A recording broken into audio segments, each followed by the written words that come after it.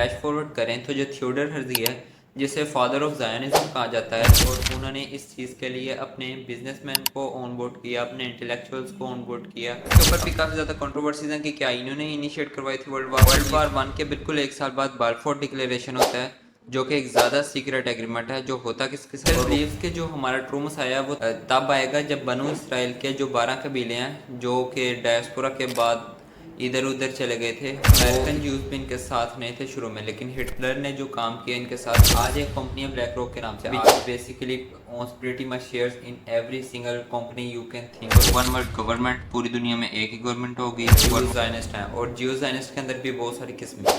जिसकी हम बात कर रहे हैं वो है पॉलिटिकल ज़ायनिस्ट। अगर आप इसको पढ़ें तो आपको बिल्कुल ऐसा लगेगा जैसे जो एग्जैक्ट इसमें लिखा हुआ है वो हो रहा है। आप लोगों को दोनों साइड तो दें ताकि वो अपना ओपिनियन खुद बना सकें। यूज़ की जो हिस्ट्री है वो हज़ारों साल पहले से शुरू हो रही है। बनी इसराइल हज़रत याकूब अलैहिस्सलाम से शुरू होते हैं। हज़रत याकूब अलैहिस्सलाम का लक़ब था इसराइल। बनी इसराइल मतलब इसराइल के बेटे। हज़रत याकूब अलैहिस्सलाम के नाम में थे, जो कि जेरूसलम के एक एरिया है। वहाँ से वो जाते हैं मिस्र की तरफ और बाद में माइग्रेट करके फिर वापस आ जाते हैं जेरूसलम की तरफ। बनी इसराइल के 12 कबीले हज़रत याकूब अलैहिस्सलाम के 12 बेटों से बनते हैं। जो दी ग्रेटर इसराइल है, तालूत जो था किंग, उसने जालूत के खिलाफ इनको जीत दिलवाई, और हज़रत दाऊद अलैहिस्सलाम जो एक यंगस्टर थे इनकी आर्मी में, उन्होंने स्लिंग शॉट के ज़रिए से जालूत को मारा। और किंग डेविड हज़रत दाऊद अलैहिस्सलाम ने दी ग्रेटर इसराइल बनाया। वहाँ से किंगडम शुरू होता है। और उसके बाद सुलेमान अलैहिस्सलाम ने टेंपल ऑफ सुलेमान बनाया, टेंपल माउंट जो है, जो कि मस्जिद अल-अक्सा वाली जगह है। बेबीलोनियंस ने जब जेरूसलम को फतह किया तो उन्होंने 586 बीसी में टेंपल ऑफ सुलेमान को मस्मार कर दिया और ज्यूज़ को उनकी जगह से निकाल दिया। 2 बार इस कौम में डाउनफॉल आया और जो लास्ट इनका डायस्पोरा था वो 2000 साल तक का था, जिसे ज्यूश डायस्पोरा कहते हैं। और अगर हम इसे फ्लैश फॉरवर्ड करें तो जो थियोडर हर्जी है, जिसे फादर ऑफ जायनिज्म कहा जाता है, देवर थिंकिंग ऑल अलोंग के हमें ना दुनिया में काफ़ी देर से परसिक्यूट किया जा रहा है। और जाहिर सी बात है, जब इनका डायस्पोरा हुआ तो ये अफ्रीका में चले गए, यूरोप में चले गए। Then they came over this idea कि एक तो उन्होंने कार्ड प्ले किया कि हम तो बहुत मासूम है, मीनिंग हमें हर जगह से टॉर्चर किया गया है और हमें हर जगह से मार पड़ी है। जर्मनी में देख लो, ऑस्ट्रिया में देख लो, रशिया में देख लो, तो हमें एक जगह चाहिए। And when they discuss this issue के हमें कहाँ जाना चाहिए, देयर वाज एन आर्टिकल जो कहता है अर्जेंटाइन या पैलेस्टाइन।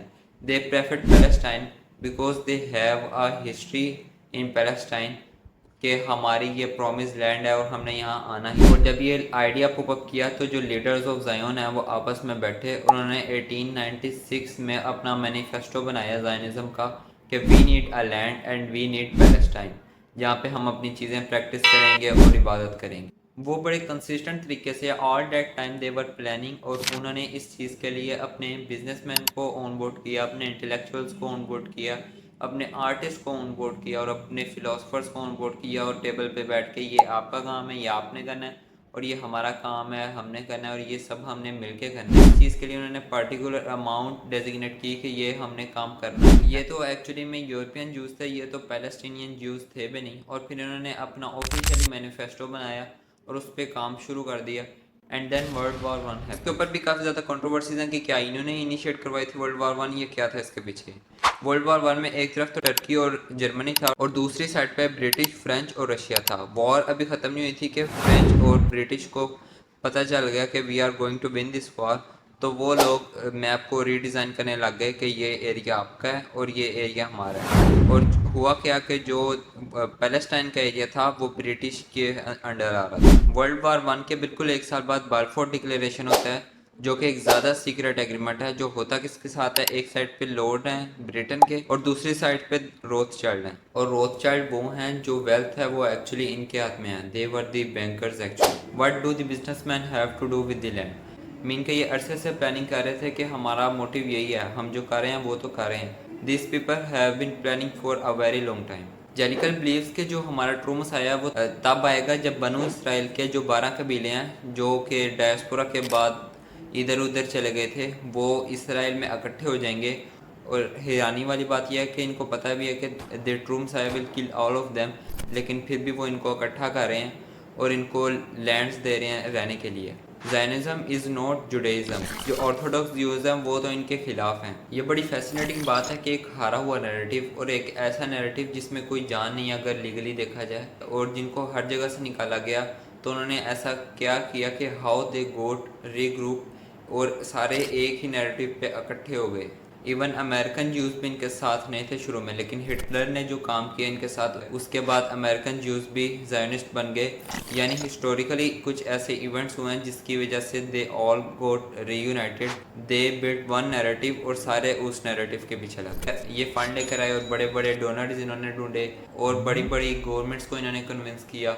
और इनका जो एक प्लस पॉइंट ये था कि ये माइनॉरिटी में थे, और जब एक ग्रुप माइनॉरिटी में होता है वो अपनी वक़ा के लिए बहुत कुछ कर जाता है। और ये शार्प माइंडेड रहे हैं और ये एक दूसरे को सपोर्ट करते रहे हैं और एक दूसरे को उठाते रहे हैं और बिजनेस में आए। और अगर आप रोथस्चाइल्ड फैमिली की हिस्ट्री को पढ़ें कि how they become Rothschild family, और जो बाकी कंपनीज हैं लेमन ब्रदर्स, गोल्डमैन सैक्स, ये कहाँ से आए? वाई इज़ इट के जो भी दुनिया की टॉप बैंकिंग फैमिलीज आपको मिलेंगी वो सारी ज्यूज़ होंगी। ये लोग अपने फंड्स लगाते हैं लॉबिंग में। ये इनकी जो प्लानिंग होती है वो 50 साल 100 साल की। आज एक कंपनी है ब्लैक रॉक के नाम से, आज basically owns pretty much shares in every single company you can think of.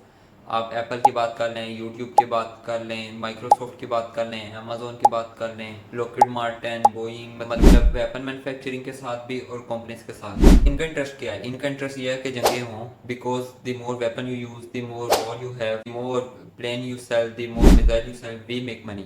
और इसके अंदर जितने भी जो टॉप लेवल पे आपको स्टेक होल्डर नजर आएंगे वो सारे ज्यूज ज़ायनिस्ट हैं। और ज्यूज ज़ायनिस्ट के अंदर भी बहुत सारी किस्में हैं। जिसकी हम बात कर रहे हैं वो है पॉलिटिकल ज़ायनिज़्म। ज़ायनिज़्म इनहेरिटेंटली रेसिस्ट आइडियोलॉजी है जो कहती है कि इस स्टेट में सिवाय ज्यूज के और कोई नहीं रहेगा।